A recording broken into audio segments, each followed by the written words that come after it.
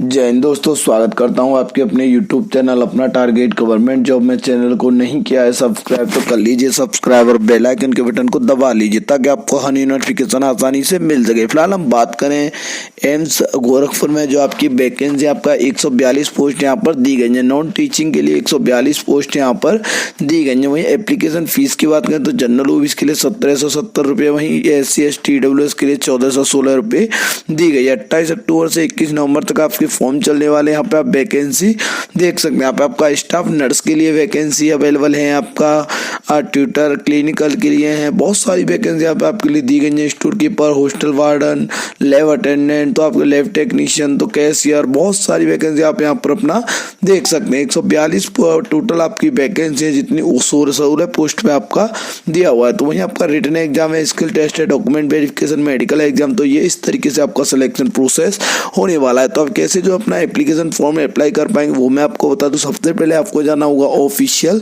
Website पे। Official website का link आपको डिस्क्रिप्शन में मिल जाएगा। तो इस तरीके का इंटरफेस आपके सामने खुल के आ जाएगा। यहाँ पे आपको दिखाई देगा click here for due registration, तो आपको क्लिक कर लेना है। एंड यहाँ पर पूछता है आपको एप्लीकेंट नेम, तो यहाँ पर सबसे पहले पूछता है आपको फर्स्ट नेम, तो वो आपको डाल देना है। फर्स्ट नेम कंफर्म करना होगा। उसका मिडिल नेम अवेलेबल है तो वो डाल सकते हैं। लास्ट नेम अवेलेबल है तो वो आपको डालना होगा। एंड यहाँ पर मोबाइल नंबर डाल देना है एंड मोबाइल नंबर को कंफर्म करना होगा। उसके बाद आपको ईमेल आईडी डालनी होगी। एंड ईमेल आईडी आप डोमेन जो भी आपका @gmail.com hotmail.com जो भी आप अपना सिलेक्ट कर सकते हैं। तो नीचे आपको पूरी मेल डालनी होगी एंड कैप्चा कोड डालने के बाद आपको सेव एंड नेक्स्ट पे क्लिक कर देना है। जैसे आप सेव एंड नेक्स्ट पे क्लिक करेंगे तो आपका फोटो एंड सिग्नेचर का ऑप्शन खुल के आ जाएगा। तो आपके मोबाइल नंबर पर रजिस्ट्रेशन नंबर और पासवर्ड आ जाएंगे, तो वो आपको नोट कर लेने। तो आप फोटोग्राफ आपका 20 से 50 के, वहीं सिग्नेचर 10 से 30 के बीच में अपलोड होना चाहिए। तो आपको यहाँ पर क्या है, I confirm that my photo is valid and also एवेव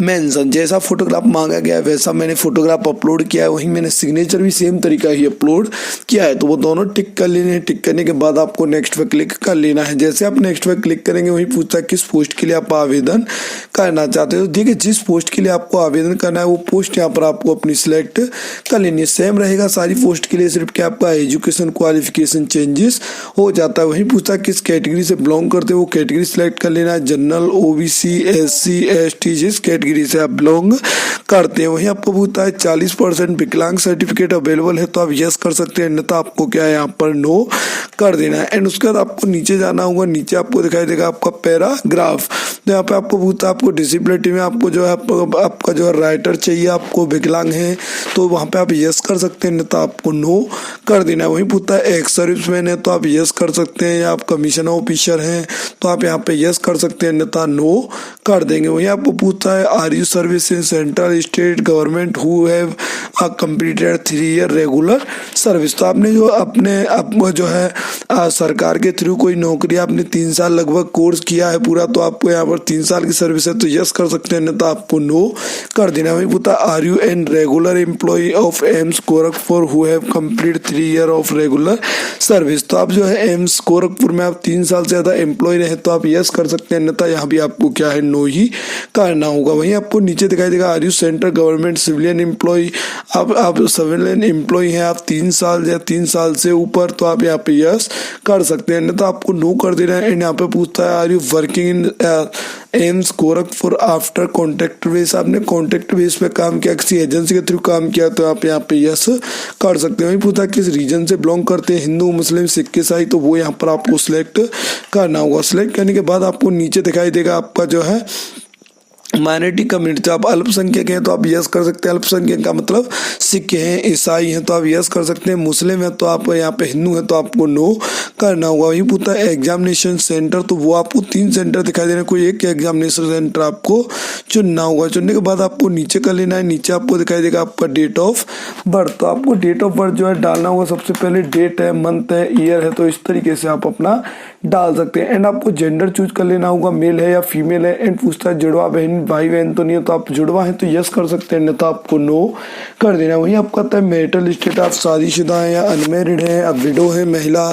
ठीक है। तो आप यहाँ पे क्लिक कर सकते हैं। तो आप अनमेरिड है तो अनमेरिड, मैरिड है तो मैरिड, उसके बाद आपको नीचे पूछता है फादर्स नेम, तो वो डाल देना है। एंड आपको नीचे दिखाई देगा मदर्स नेम, तो आपको वो डाल देना है। ये सारी डिटेल फिल करने के बाद आपको दिखाई देगा करस्पॉन्डिंग एड्रेस जहाँ पे आप फिलहाल रहते हैं। तो वहाँ का आपको क्या है, सबसे पहले हाउस नंबर है, गली नंबर है, आपका विलेज कौन सा है, ठीक है, पोस्ट ऑफिस कहाँ है, तो वो आपको यहाँ पर लिखना होगा। लिखने के बाद आपको पूछता है किस डिस्ट्रिक्ट से बिलोंग करते हैं, आप किस राज्य से, एंड आपके एरिया का पिन कोड क्या है। वो डालने के बाद आपको क्लिक कर लेना है। Permanent and present address same है तो सेम कर देंगे, अलग अलग है तो अलग अलग भी कर सकते हैं। वहीं दिखाई देगा अकाउंट डिटेल, तो आप अकाउंट डिटेल डालना चाहें तो डाल सकते हैं, वो आपका कंपलसरी नहीं है, ठीक है। तो ये आपको खाली छोड़ देना है। पूछता है आप जीएसटी किस एड्रेस पे कटवाना चाहते हैं, करस्पॉन्डिंग या परमानेंट, तो आप नॉर्मली कोई सिलेक्ट कर लें, उससे आपका कोई प्रॉब्लम नहीं होने वाला है। एंड आपको ओके कर देना, आपको वेरीफाइड सक्सेसफुल हो जाएगा। एंड सेव एंड नेक्स्ट पे क्लिक करना होगा। जैसे आप सेव एंड नेक्स्ट पे क्लिक करेंगे, यहाँ पे पूछता है 10th में आपका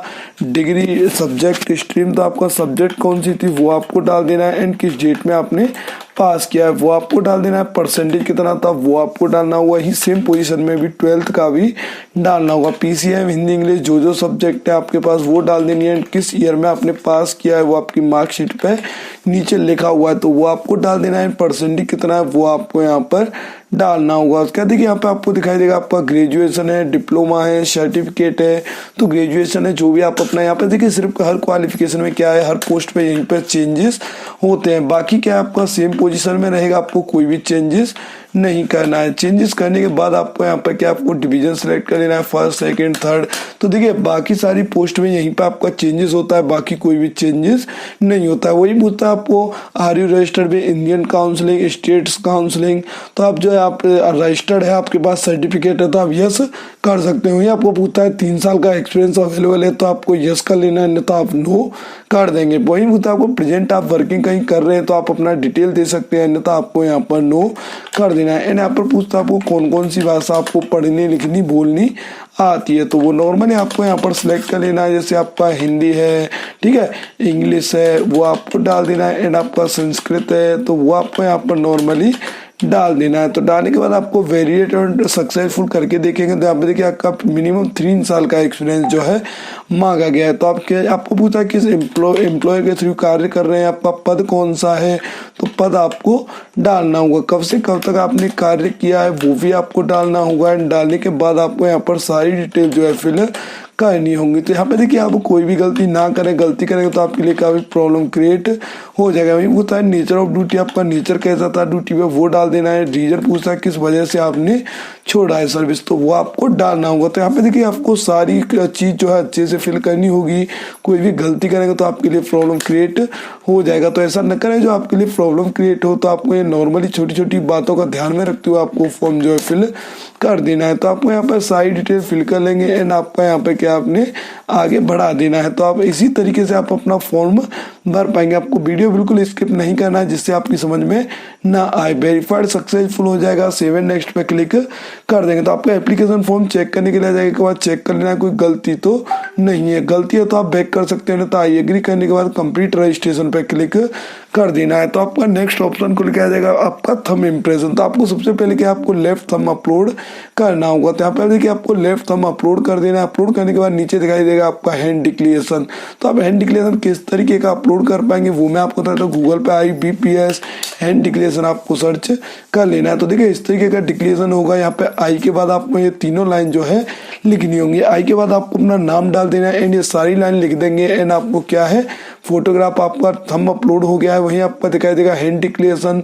तो हैंड डिक्लेरेशन आपको अपलोड करना होगा। अपलोड करने के बाद आपको नीचे दिखाई देगा आपका डेट ऑफ बर्थ प्रूफ, आपको 10th की मार्कशीट अपलोड कर देनी है। वही आपका डिग्री, आपका जो भी हायर क्वालिफिकेशन आपने लगाया है वो आपको यहाँ पर अपलोड करना होगा। कैप्चा कोड डाल देंगे। कैप्चा कोड डालने के बाद आपको सेव एंड नेक्स्ट पे क्लिक कर देना है। जैसे आप सेव एंड नेक्स्ट पे क्लिक करेंगे तो आपका पेमेंट के लिए ऑप्शन खुल के आ जाएगा। Debit card, credit card, net banking, UPI किसी से भी आप अपना पे कर सकते हैं। तो पे करने के बाद आपका एप्लीकेशन फॉर्म जो है फाइनल हो जाएगा। तो आशा करता हूँ आपको वीडियो काफी पसंद आएगा और आपके लिए काफी हेल्पफुल रहा होगा। ऐसे हेल्पफुल अपडेट्स के लिए हमारे चैनल को सब्सक्राइब कर लें। Thank you for watching. अपना टारगेट गवर्नमेंट जॉब।